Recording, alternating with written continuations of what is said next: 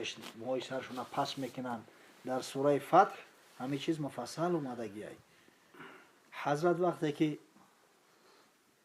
خوابش از سحر برای صحابه ها نقل کرد چنان مشتاق و پزمان خونه خدا بدن. این خونه خدا همچه خونه خدا در میان اعراب شناخته میشید. چنان یک محبت داشتن. البته محبت محبت جاهلی بود. البته علاقه طریقه هم طواف گم کرده بودن. حتی بدبختو در زمان جاهلیت زنها و مردها لیچی برهنه در گردش طواف میکردند. در درون خونه خدا زیاده ای 300 بت گذاشته بودن. هر قبیله بتی خوسه خچه در همونجا برده مونده بود. همه بطور عبادت میکردن. اما میدونستن که همین خونه خدا است. خونه خدا بودنش احترام میکردن. حج میرفتیان. همین موسم حج در همون زمان جاهلیت هم می اومدن عربها از گرد اطراف خونه خدا را طواف میکردن. یک زمان یمن در دست حبشی ها افتید. شخص با نام ابرهة الاشرم حاکم یمن شد از جانب نجاشی، از جانب امپراتور افیوپیا. همین آدم وقت دید که عرب ها هر سال هم گروه و فوج قبیله زیارت خونه خدا می روند. یعنی در دلش فتنه غلطید. گفت این قبول می مقصد صرف میکنن، خراجات میکنن، همونجا می روند. یک خونه کی همین سنگی به دست آخی، یک کلیسای فسان کنم دعوت شو کنم، همینجا بیان دیگه اونجا فراموش میکنن. در شهر صنعا پایتخت یمن یک کلیسای بسیار با دبدبه و با شکوه دیده خطای طلا خطی با می نویسن جان زیاد میکنن، صورت های زیاد کشیدگی. گفت مردم که عرب ها کجا میره؟ خونه کعبه او اینا خونه خدا از او دا پاکیزه تر تازه تر نعوذ بالله بیای همینجا عبادت کنه. همین خیلی میگه تعصب بلند بود که یک نفر از بنی کنانه حتی میگه یک شو اومد در همون کلیسا در یک گوشش رید نجاست کرد. در بعضی روایات اومده است که علاو زد درش داد سوخت است. همون چی همین واقعه که این بدبخت ابرهه لشکر کشید و برای خراب کردن مکه رفت کو که خدای تعالی مجازاتش کرد. اون سوره فیل ده میخونیم. همین سببش همیشید یکی علتهای خیزوندنش همیشید.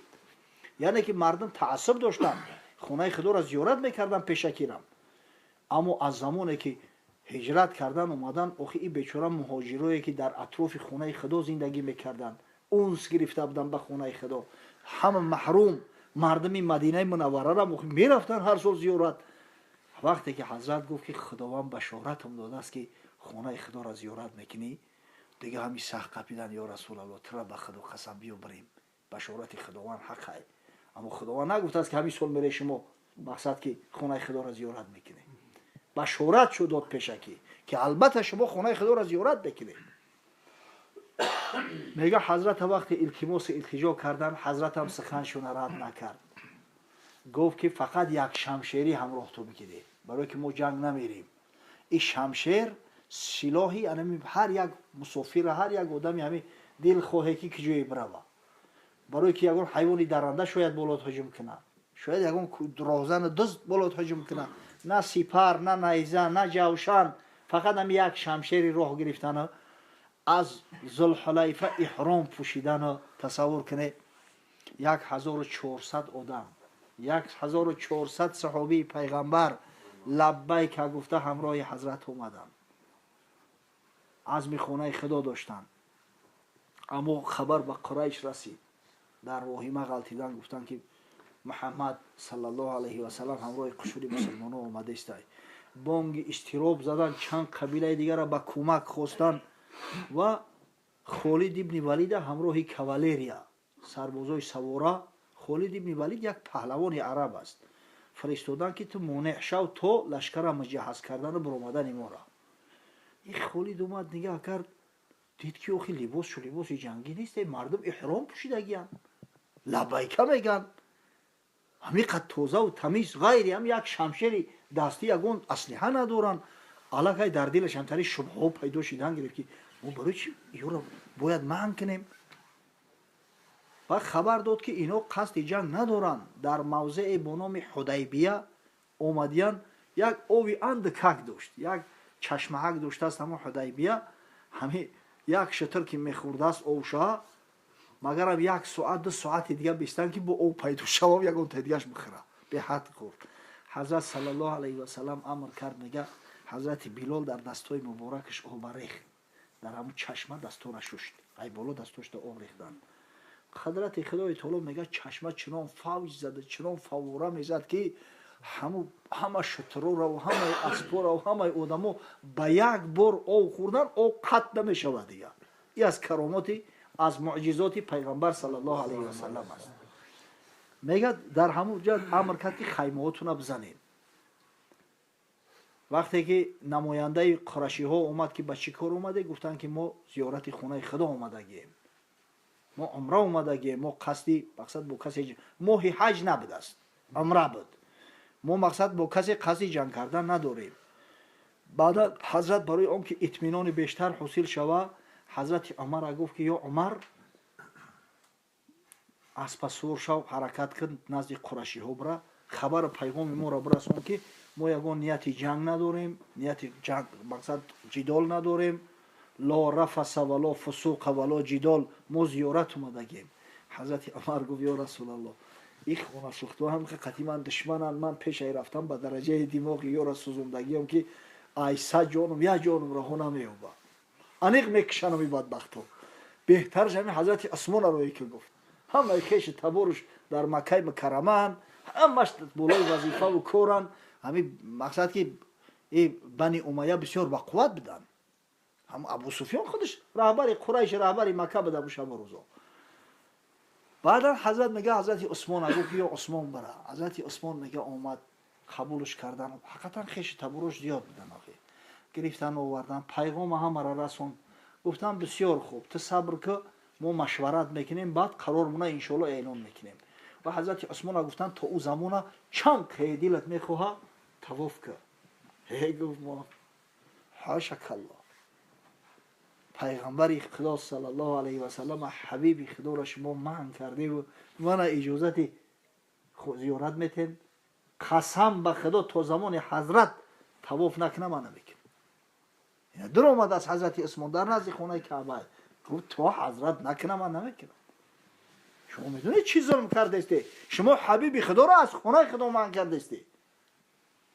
қисса кӯтах хела машварату маслиҳату суҳбат шуд. як шахсеро фиристоданд, омад дид, боз рафт хабар дод ки воқеан ино қасди ҷанг надоранд, ино мақсад ҳамун ниятшон нияти хайру хуб аст. дар ҳамун шабу рӯзо дар Макка Урва ибни Масъуди Сақафӣ будааст. як шахсияти бисёр машҳур аст, думоди Абу Суфёнай, маъруфтарин шахси Тоиф, яъне аз қабилаи Бани Сақиф. бисёр одами машҳуру маълум дар миёни арабҳо маъруфу машҳур будааст. шоирам будааст, шамшерзану паҳлавонам буд, бисёр сарватмандам буд, бисёр эҳтиромаш мекарданд. ҳамин Урва гуфт, ё Абу Суфён гуфт, иҷозат метӣ? хисрша мегарда, иҷозат метӣ ман қатишу бирам машварат кунам? ман медонам ки шумо ба ҳамдигар кинаи дерина доре, ман гӯё ки одами бетараф ай Бани Сақиф мерам дар пешу шарти қайдора мемонам, қатишу суҳбат мекунам, натиҷаша меёрам. рухсат гирифт, омад мега Урва назди пайғамбар дашиш, гуфт ё Муҳаммад саллаллоҳу алайҳи васалам, ҳамин фитнаву шару шурера ки ту болои қавмат овардӣ, ягон шахсе дар таърих болои қавми худаш наовардааст. гуфт ё Урва, ман гумон кардам ту одами баақлӣ, лекин мебинам ки бисёр беақлу бисёр мутаассиб ҳастӣ. ман неъмату раҳматеро ки барои қавмам овардам, ҳеҷ аз махлуқоти худо барои қавмаш овардагӣ нестай. ман Қуръони худоро барошо овардам, ман роҳи ҳидоята барошо овардам, ман нура барошо овардам. баъд мега Урва қатиш гап задистааст, ҳамита дар пеши истодай, баъзе одам одат дора ку, як одат доштааст Урва ибн Масъуд, вақте ба мусоҳиб суҳбат мекарда ҳамин риша, вале баъзеҳом тари одат доранд ку. мавлаи Умар нимшӯхӣ ва нимҷиддӣ мегуфт ки ҳамин мусфедаи кулоб ҳамҷиҳошо нӯ надоранд. барои чӣ? барои ки ин мулло Ҳайдар ҳамин касеша бидем тари падархон гуфта ҳамин дигар мурам намудааст, ҳамара меканад. ин Урваро ҳамин одаташ ҳамин хеле будааст. охир мега қати ҳазрат гап задеста, дастша дроз мекунад ки тарафи риши ҳазрат. Муғира ибни Шуъба илам Сақафӣ ай, болои сари ҳазрат истодагӣ ай. ҳами ба дами шамшер не ба пушти шамшер оҳанае ки охи пулодай дар ҳами банди дасташ зад дасти касофата бигӣ гуфт аз маҳосини расулуллоҳ саллаллоҳу алайҳи васалам ҷонаш тангӣ кард бо ҳами одат на одати бад балои ҷонамтари одат накунӣ яхе одам гӯш када мақсад ҳамин тари задан мегирад ҳамин одате нестай ӯ ки нахоҳад гӯш кардан сад ки бизаниш гӯшат намегирад бори дигар мегӯям бо нафаҳмид ҳамин даст шабурд ки ида бо сахттар задашт биги дасти касофати ҳаромта аз маҳосини пайғамбар баъд нигоҳ кард гуфт кияй гуфтани Муғира ибни Шуъба аст нигоҳ кард гуфт ноҷавонмард 3 нафара кишти хунбоҳошуна ман додам ин тағоӣ мешавад ба Муғира ибни Шуъбара хорзош за дасташ гуфт 3 нафара кишти ман хунбоҳошуна додам ҷои шукргузорӣ бо қати манам хеле муомила мекунӣ гуфт ӯ 3 нафаре киштам мушрик буданд ҳолерам дарёфт кунам бо сари нав мекишам шо ман тра илтимос накардам ки ту хунбоҳои вора бути ту касофат барои ҳама обрӯву иззати дунёи худат кардаи кора баъд охи ту як наҷиси иннамал мушрикуна наҷас худованд мегӯяд ки мушрикҳо наҷасанд ту чӣ хел дасти наҷиста ба риши пайғамбар саллаллоҳу алайҳи васалам дроз мекунӣ омо дар ҳар донаи риши и бечораем ту чӣ хел даста дроз мекунӣ даста дар мавзеи худат бигӣ вақте ки хеле суҳбат карданд ҳазрат гуфт ки ман вузӯ мегирам вақти намоз шудааст ин арва тамошо дора вақте мега ҳазрат таҳорат кард ҳамин обе ки ай куни ориж мечакако намегузоранд ки дар замин муна ин қадар маҳаббату ин қадар дӯстдорие буд дар миёни асҳоби ҳазрат саллаллоҳу алайҳи васалам даррав мега яташ мегирам ра табаррука дар сари рӯш мешака обе ки аз ришаш мечака вузӯ гирифтааст охи хилоли риш кардааст барои ҳамун мега намегузоранд дар замин муна мега орва ба ҳадде мутаассир шид омад гуфт ё Абу Суфён я насиҳатат кунам ман ба ту бегона нестам мо ба ту мақсад ки хеши таборӣ дорем мусоҳарат дорем хисораш бидаст охи қати ҳамин одам ҷанг накард ту гуфт медонӣ ки ман дарбори Кисрора дидам подшоҳои Эрона дарбори Қайсара дидам ба худо қасам ин хизмате ки ин маҳаббату ин меҳрубонию ин сарсупурдагие ки асҳоби Муҳаммад саллаллоҳу алайҳи васалам ба ӯ доранд на хизматгорову ғуломои Кисро нисбати ӯ доранд на аз Қайсар ҷон битен бига ҷон метан ӯ хиёл накунем 9400 нафарана камана то охирон қатраи хуншо ҷанг мекунад ҳами як бало кун сулҳ ку гуфт ки ман ҳами маслиҳатат наметам ё қасди ҷангам надоранд баъд мақсад ки вақте ки мутмаин шуданд ки ҷанг намешавад ҷанг кардан маънирам надорад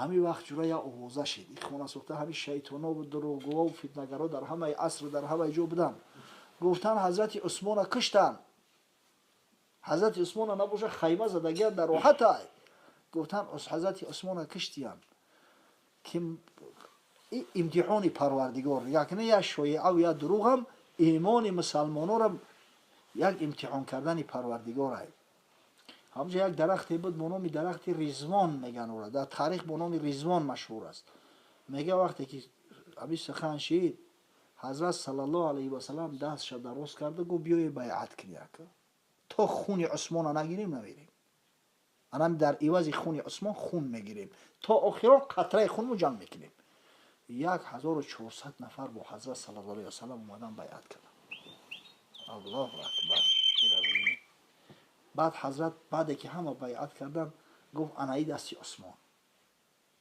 дасти қича и дасти усмонай гуфт ва байъат кард ёра аҳли Ризвон меган аҳли Ризвон ба дараҷаву манзалатшо дар ислом баланд аст ки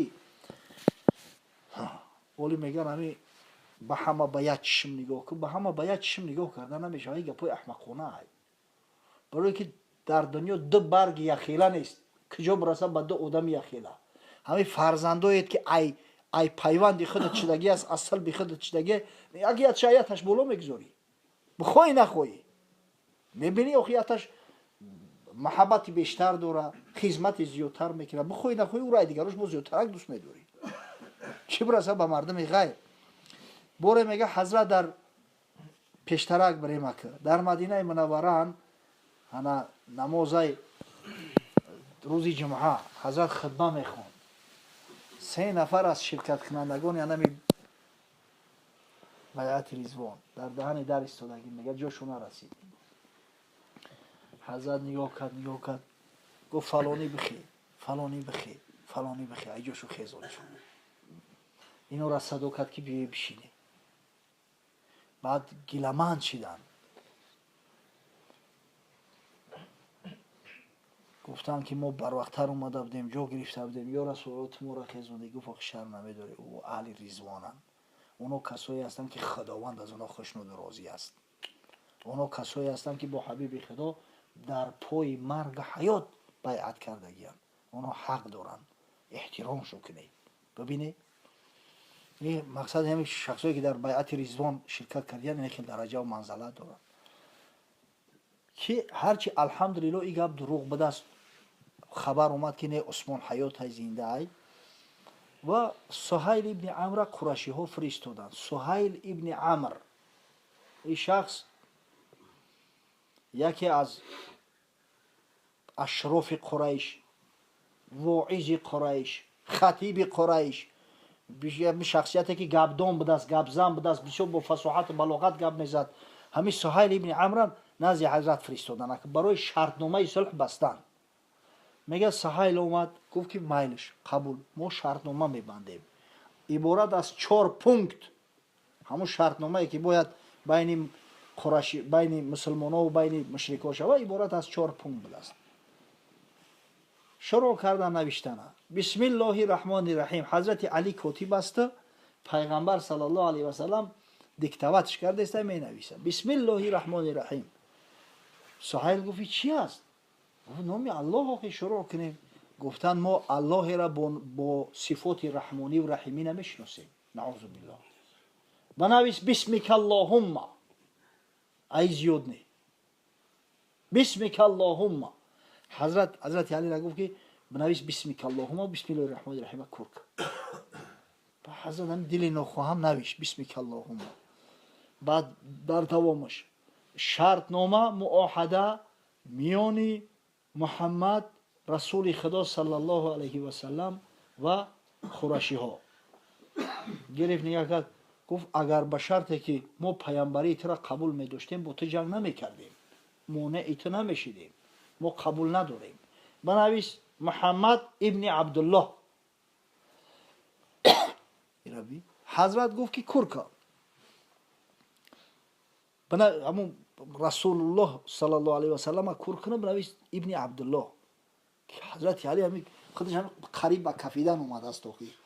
گفت نمیکنم والله گفت رسول خدایی هم در زمین هم در آسمان نمیکنم.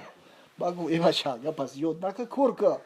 بگو والله نمیکنم. قلم اگری در زمین پرتافت. میگه حضرت گریب به دست مبارک خودش همون رسول الله کر کرده. در بعضی روایات اومده است که ابن عبدالله نوشت ولی میگن امی. حضرت میگن با خبر بده الکی در همون او در ابتدا امی بود اما در وقت صلح حدیبیه الکی در بعضی روایات اومده است که خودش به دست خودش میگه ابن عبدالله را نوشت محمد ابن عبدالله با قریش. و که شرطنامه از چی عبارت بود؟ مدت 10 سال می اومدگی قریشی ها با مسلمان ها از در جنگ منازعت نمیخیزن بینشون صلح. خب قسمت دوم هر قبیله که با قریشی ها پیمان دارن حکم همین قریشی ها را دارن. هر قبیله که با مسلمان ها پیمان دارن حکم مسلمان ها را. یعنی که چخیلی که قریش با مسلمان ها جنگ نمیکنه همچنین با قبیله هایی که با مسلمان ها پیمان صلحی داره باید جنگ نکنه. از جمله بنی خزاعه نکنه. همین بند سببگاری فتح مکه میشه ولی همین سبب شد نکنه. در نوبت اول ببینی یه چیزی عادیه اما این پیغمبر صلی الله علیه و سلم با وحی الهی کارو را میکرد. بند سوم هر مسلمانی که هر قریشی که اسلام قبول میکنه و بر میگرزه مدینه میروه مسلمان ها موظف هستند که دست پاش بسته بیارن در دست صاحبش بسپارنش. ҳатто ислома қабул карда бошарам бечора вақте масалан қурашиҳо ислом овард касе омад бояд обязательно ӯро баргардонам битан. банди чорум ҳар мусулмоне ки муртад мешава наъузу биллоҳ мегреза меоям назди қурайш макка қурашиҳо муваззаф нестан ӯро барбигардонанд наметанаш як назар нигоҳ кунӣ мегӯй ки ин лаънатиё ҳамин як шартҳои нодурусту болои мусулмонон мақсад ки ҳамин таҳмил кардан ҳамин чизора ки бисёр ноҷавонмардона ираби як гӯё ки ҳамин шартномаро ки имзо кардӣ мисли западло ворида ҳамин қадар мусулмононро зур омад ҳамин шартҳо. ё расулаллоҳ ҳамин кора накар. гуфт ман чизеро медонам ки шумо намедонед, хомӯш бошед. чизеро медонам ки шумо намедонед. ҳамин ҳазрати умар ранги девона шид. ё расулаллоҳ мо барҳақ нестем. барҳақ барои чӣ мо бояд ира имзо кунем? гуфт ки ё умар фармонро иҷро кун. ман чизеро медонам ки ту намедонӣ. мегӯянд аз ҳазрати абубакр сидиқ рафт. ё абубакр магар мо барҳақ нестем? барҳақ охи чаро мо бояд як шартномаи зиллатовара имзо кунем? гуфт ё умар ӯ ҳабиби худоай охи бар ӯ ваҳй меоя хонат пири гандум чизоеро медона ки ту балоро намефаҳмем мо итоат кӯ. агар қудрати худоро бибин бо сабру таҳаммули мусулмононро худованд чӣ хел имтиҳон мекунад. ҳамин дунё ҳамаш имтиҳонай. касе даъвои бандагӣ мекунад оша дастараш бигира ки худованд имтиҳон боло имтиҳон та болош овардан мегира месанҷаш. мегӯяд писари ҳамин суҳайл ибни амр абу ҷандал мусулмон шудааст. падари ӯ замон ҳоли мушрикаш амр кардааст ранги девонаро занҷирпеш мекунанд ку ҳамун хел занҷирбандаш кардагия бечораро дар кундаҳо бастагӣ. ин дарак ёфтааст ки мусулмонон омадиянд дар ҳудайбиянд ба як азобу мушаққатҳое бечора занҷирҳоро кандаст ҳамун зангулҳо дар дасташ овезон ранги ба қае банд мекунад ку ҳамунта омад. як гуфтан абу ҷандал омадааст. суҳайл ибни амр нигоҳ кард гуфт аввал коре ки мекунӣ амира ман да метем ки ҳазрат гуфт ҳоли шартномаро охирша имзо кардагӣ нестем наметем. гуфт агар ба шарте натен имзо намекунам. натен имзо намекунам. ира бибинед ва ҳазрат гуфт ки бигирен таслимаш кунем. омад падараш мушрикай охир як се-чор мушташ зад лаву даҳан ҳама пири хун банда гирифту каша када овардистаеш. дигаи ҳазрати умар охир ноадолатиро шуме медиди ҳазрат ки адлаш бисёр баландай. ҳамита паҳлӯи абу ҷандал да омада мега ки абу ҷандал худо лаънат кунад падари мушрика. ҳамин падари мушрик чи як саг чи охи ба худо қасам агар ҳамин падари ман мешид мезадам сараш ай баданаш ҷудо мекардам шамшер ҳамита лағатш кадесаги ки бизанаш. аммо бибине ин насиби тақдири илоҳиро назад. агар мезад ҳамҷа шартнома намешид охи сулҳ бекор мешид. абу ҷандалам сабр карда назад нагирифт ҳамун шамшира. вақте ки ҳама коро анҷом ёфт ҳазрат гуфт ки ака қурбониҳои овардагитона бикишена сарора битарошена бармегардем. уҷа я банди охирони шартнома банди чорумаш ҳамин буд ки мусулмоно имсол умра намекунанд барое ки агар умра кардан обрӯи қурайш мереза ки сари раиёро гирифта натонистанд. аммо ай соли оянда се рӯз ҳарама холӣ мекунанд қурайш мусулмоно биёянд тавофшу накунанд ҳамин умраро қазо кунанд. ҳамин шартнома буда.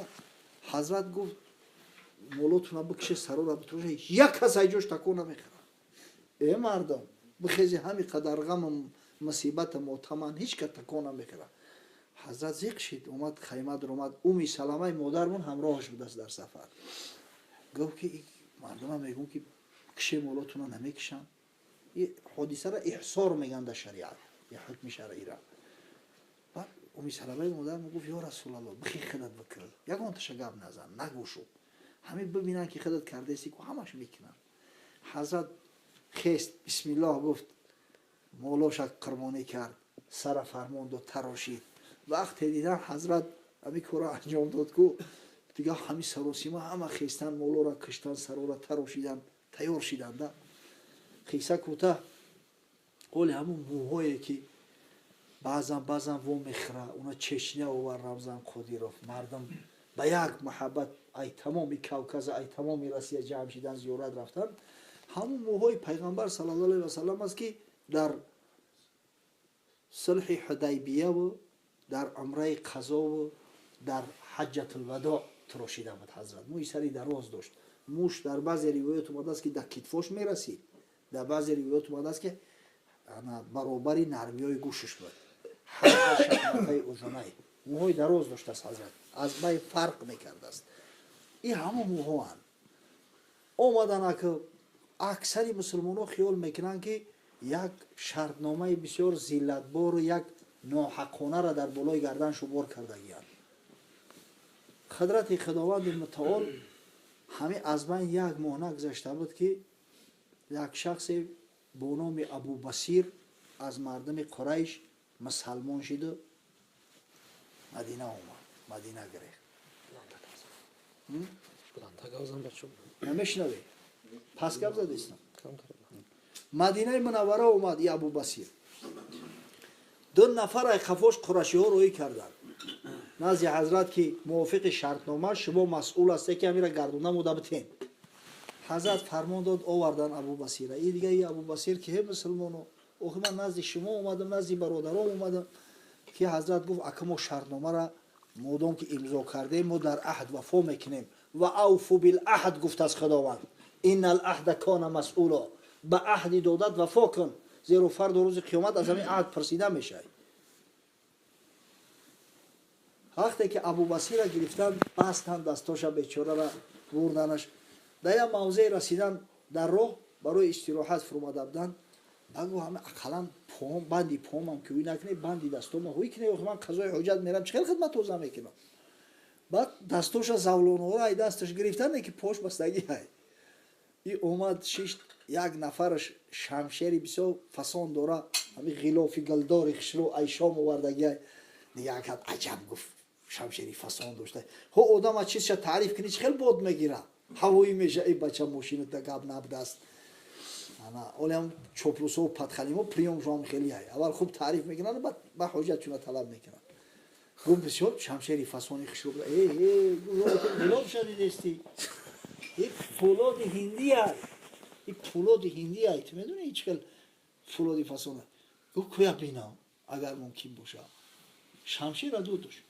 гирифт исиша нигаҳ кард усиша нигаҳ кард кашидашай ай чи гуфт ҳақиқатан фасони хишро будааст чӣ хел мебрида боша як чӯби дигарам богирифт зад майда карда ба ҳамин гардон шамшер қати соҳиб шаки зад калаш топ вори парид бира е дигариш гирехт дар пои завлона аёхи тез давида наметавонад то ҳамин кашакала қафош сир кардаам шамшер дар дасташ то мадинара и гирехт омад пеши пайғамбар ки ё муҳаммад ба додум бирас ки девона мекушам ба и омад шамшер дар дасташ занҷиро кашол наъра зада ҳазрат даказ гуфт субҳоналлоҳ ин марди худора бин и девонаи худо гуфт агар се рафиқи дига боша дошта бошад дунёра килед мекуна гуфтам одами баақл фаҳмида намёка фаҳмид ҳазрат гуфтам тари агар ду се рафиқи дига дошта боша ранги худаш гуфт ё дунёра килед мекунанд фаҳмид ки ҳамиҷа бесту бо ягон каси дига да таслимо мекунанд